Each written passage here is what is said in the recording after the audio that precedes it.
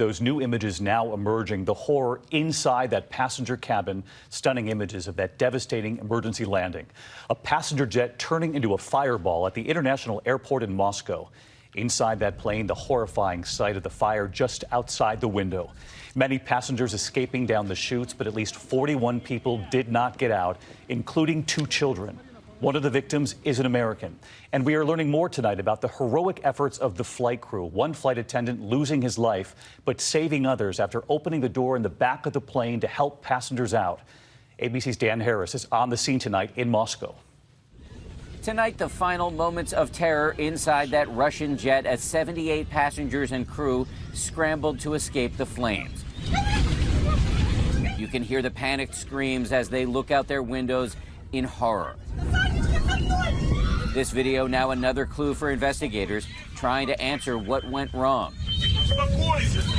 The jet appearing to bounce 3 times as it skidded to a stop. That massive fireball erupting upon final impact. Under normal circumstances, the fire truck should follow that emergency aircraft down the runway and be ready to put out any fire. It was a long time before we saw any fire trucks come on. The Sukhoi Superjet, operated by the Russian airline Aeroflot, was headed from Moscow to Murmansk. It had just returned to the airport after the pilot reported an emergency on board, some reports suggesting it was a lightning strike. After the crash, hero flight attendants scrambled to get the passengers out, one losing his life, reportedly while trying to open a door for those trapped in the back of the plane. This flight attendant was said to have pushed passengers out to emergency slides.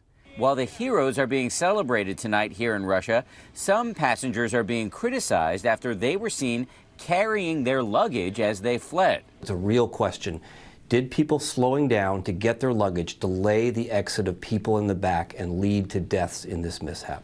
41 people killed, including 1 crew member, 1 child, and American Jeremy Brooks from Santa Fe, New Mexico, and was taking a job as a fishing guide in Russia. He was more excited than ever before. He was doing what he loved. Tonight, we're seeing the first images inside that charred cabin. Investigators recovering both flight recorders and sifting through the ashes for clues. So let's get to Dan Harris. He's on the scene in Moscow tonight for us. And Dan, we know investigators are looking at 3 things: pilot error, weather problems, any sort of technical malfunction.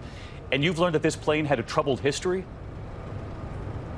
That's right. It's called a Superjet, a Sukhoi Superjet 100, commonly used here in Russia, not used at all in the U.S. or Europe. That's because it has, as you said, a history of safety problems. In fact, in 2012, one of these planes flew into the side of a mountain in Indonesia, and everybody on board perished.